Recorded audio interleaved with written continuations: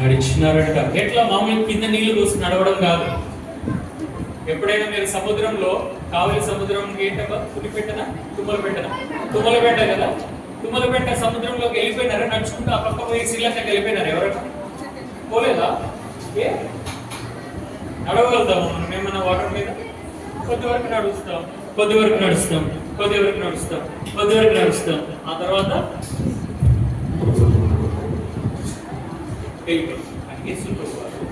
నీటి మీద నడిచినాడు. బికాస్ ఆయన దేవుడు కాబట్టి, దేవుడి శక్తితో నింపబడినటువంటి వ్యక్తి కాబట్టి. అదేవిధంగా ఆయన ఒకసారి ఏమైంది తెలుసా? బాగా వాళ్ళ గలిలయ సముద్రంలో వెళ్తా ఉన్నారంట. వెళ్తా ఉంటే ఏమైంది? ఒకసారి పెద్ద తుఫాన్ వచ్చిందంట. పిల్లలు పెద్ద తుఫాన్ వస్తుంది. శిష్యులంతా కూడా భయపడిపోయినారంట. వామో, నన్ను ఈ తుఫాన్ ముంచేస్తుంది బాబోయ్, నన్ను ముంచేస్తుంది నాయన అని చెప్పేసి అందరూ ఓ యేసు ప్రభు ప్లీజ్ హెల్ప్ అని గట్టిగా కేకలు వేస్తున్నారట. యేసు ప్రభు వారు పొద్దున్న నుంచి వాక్య పరిచయం చేసి, పొద్దున్న నుంచి నడిచి అన్ని ప్రదేశాలు తిరిగి ఆయన నిద్రపోతా ఉన్నారంట. అంత తుఫాన్లో నిద్రపోతున్నారంటే ఎంత అలసిపోయింటారు కదా యేసు ప్రభు కదా. మనం ఏం అలసిపోకముందే కడుపులో ఫుడ్ పడితేనే,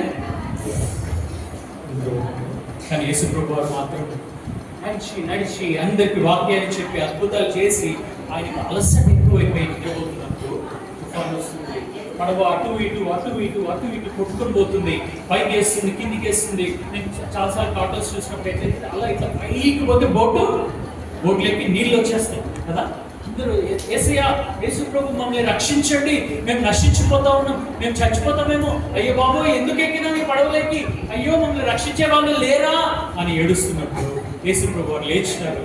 ఏంటి ఇదంతా జరుగుతుంది, ఎందుకు వీళ్ళంతా ఇట్లా అరుస్తున్నారు అని చెప్పేసి చూస్తే గాలి అని లేచి వస్తుంది. వర్షం పడుతూ ఉంది, గాలి పడుతూ ఉంది. అని లేచి స్టాప్ అన్నాడు. స్టాప్ అంటే ఇప్పుడు ఏమైపోయింది? గాలి తుఫాను నెమ్మదిగా తగ్గిపోయింది.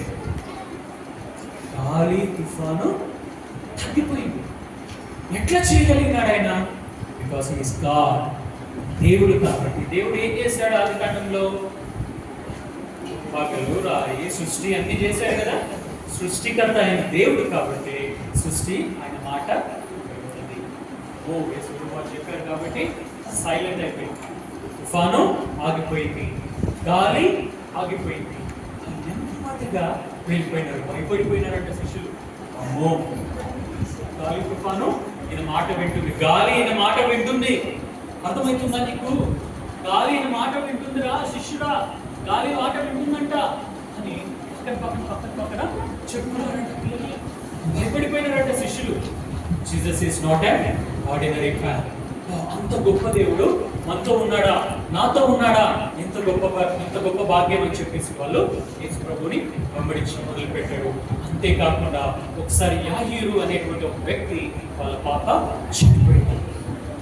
వాళ్ళ పాప జబ్బు చేసి చనిపోతే అందరూ కూడా కష్టం. ఇక చనిపోయిన వాళ్ళు ఎవరైనా బ్రతుకుతారా మళ్ళీ బ్రతుకారు కదా. కానీ యేసు ప్రభు వారికి ఆ మాట చెప్పినప్పుడు ఆయన ఏం చేశాడు? యాయీరు కుమార్తెను తిరిగి బ్రతికించినాడు. అదేవిధంగా ఒకసారి లాజరస్ అని చెప్పేసి యేసు ప్రభు వారు క్లోజ్ ఫ్రెండ్. మనలాగా క్లోజ్ ఫ్రెండ్స్ ఉంటారా? ఉండరా? యేసు ప్రభు వారు క్లోజ్ ఫ్రెండ్స్ ఉంటారా? యేసు ప్రభు లాజరస్ అనేటువంటి ఒక క్లోజ్ ఫ్రెండ్ ఉన్నారంట. ఆయన చనిపోయాడంట. పిల్లలు చనిపోయి 4 days అయిపోయిందంట. ఎన్ని డేస్ అయిపోయిందంట? 4 days అయిపోయింది. 4 days అయిపోతే ఏమవుతుంది? ఫ్యాట్ స్మెల్ వస్తుంది కదా, బాడీ అంతా ఇదైపోతుంది, స్కిన్ ఊడిపోతుంది, హెయిర్ ఊడిపోతుంది, బ్యాడ్ స్మెల్, బ్యాక్టీరియా అంతా వస్తుంది. దాన్ని మళ్ళీ డాక్టర్ ఏం చేయలేడు, ఎవ్వరూ ఏం చేయలేడు. వాళ్ళు ఏం చేస్తారంటే ఇట్లా ఒక రాయి కొండలాగా ఒక రాయితో పెట్టి దాని లోపల శవాన్ని పెడతాడు. దాని లోపల డెడ్ బాడీస్ పెట్టేస్తాడు. పెట్టేసినప్పుడు అప్పుడు ఏం చేశాడు యేసు ప్రభు? ఏమన్నాడు? My friend Lazarus please come out అన్నాడు. ఏమన్నాడు? My friend Lazarus please come out. చెప్పండి మీరు, మై ఫ్రెండ్ లాజరస్ గట్టి చెప్పాలి, ప్లీజ్ కమ్ అవుట్. నేను మై ఫ్రెండ్ లాజరస్ అంటాను, మీరేమనాలి? Please come out. Okay, my friend Lazarus, my friend Lazarus, my friend Lazarus వచ్చేసాడు రా బయటికి. చుట్టుపక్కల దయకు వచ్చిందన్నో అని పరిగెత్తడానికి ట్రై చేస్తున్నారు, కానీ చూస్తే లాజరస్ బయటికి వచ్చాడు. చేసి ఎట్లా వచ్చినాడు? వాసన కొట్టుకుంటూ వచ్చాడా? అట్లే వాసన కొట్టుకుంటూ వచ్చాడా? కంప్లీట్ గా నీట్ గా ఎట్లయితే మన బాడీ ఉందో అట్లా వచ్చేసి ఇవన్నీ బట్టలు చుట్టి పెడతారనమాట.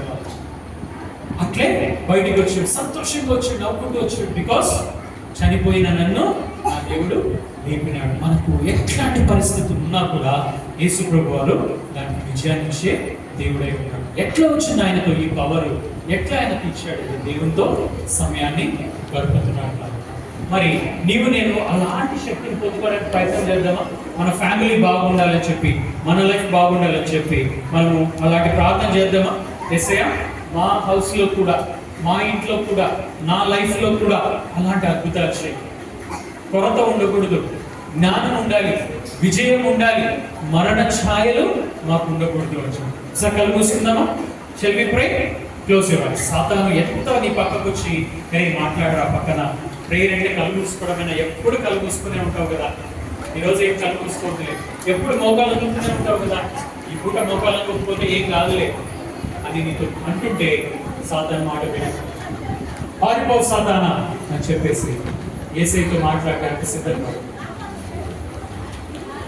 ఈ స్టోరీస్ అన్ని ఎప్పుడు వింటూనే ఉన్నాంలే, మంచి మంచి స్టోరీస్ అని ఇంట్లో ఉన్నాయిలే అని సాతాన్ని పక్కకు వచ్చి చెప్పడానికి ప్రయత్నం చేస్తాను. పారిపో సాతానా, నేను ఈ మాట వినను, నేను యేసయ్యతో మాట్లాడతాను. మోకాళ్ళలో అంటే పడిపోతుంటారు కిందికి, భూమిలోకి తలబెట్టుకుంటారు.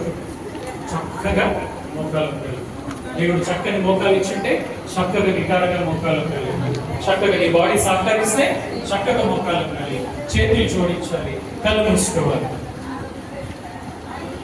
చక్కగా చేతులు జోడించాలి, కళ్ళు మూసుకోవాలి. పక్కన అటు ఇటు తిరగదు, కళ్ళు చూడకూడదు. పక్కన అటు ఇటు చూసామంటే మనం డిస్ట్రాక్ట్ అయిపోతుంది, మన ఫోకస్ ఉండదు, మనం దేవుని వైపు చూడలేదు, దేవుని వైపుతో మాట్లాడడానికి కుదరదు. నీ ఫ్రెండ్ నీ పక్కకు వచ్చినప్పుడు నువ్వు అటు ఇటు చూస్తే